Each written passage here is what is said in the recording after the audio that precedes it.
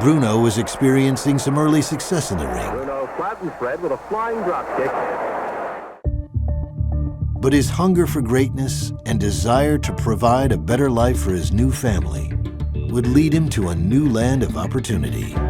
The wrestler said to me, Bruno, you ought to try Toronto. He says, Toronto is dead wrestling-wise, but that's the place to go. Because he says, if you can give it a spark, you'll be the headliner. With a fresh start in Toronto, Bruno Sammartino would begin his ascent toward the top of the industry. When I went to Toronto, I called up this Italian newspaper and I talked to the head guy and I said, I'm from Italy and I can do stuff that not too many people can do. I says, I would like to show you because I'm going to be wrestling here in Canada. So I went over and that day I really outdid myself. I did 6 reps with 500 pounds on a bench press. I took 700 pounds and I did like 4 or 5 squats. A day later, the headline on the sports section in the Italian newspaper, he says, è arrivato il Sansone italiano. That means the arrival of the Italian Samson. The Maple Leaf Garden had been dead, and I mean dead. But each week, more and more, and people were coming out to see, who is this guy? You know what I mean? They saw on TV, they read about it in the paper. I started doing so well that eventually I wrestled guys like this. We started selling out the Maple Leaf Garden. I went to Montreal, we sold out the Forum. I went to Winnipeg with Gene Kaninsky and we sold out there.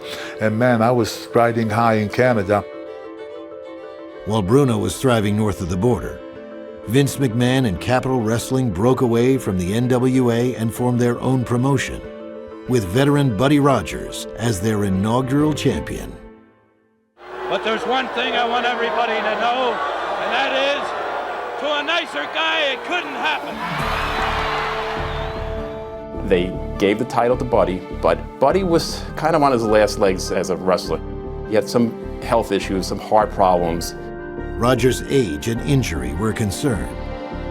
And with an eye towards the future, Vince McMahon Sr. would reach out to the industry's biggest rising star. Vince heard all the success I was having. He said to me, I think you belong in New York.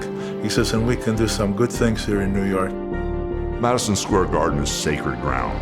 If you make it to Madison Square Garden, and that's all you ever do is wrestle a preliminary match in Madison Square Garden, your career has been made.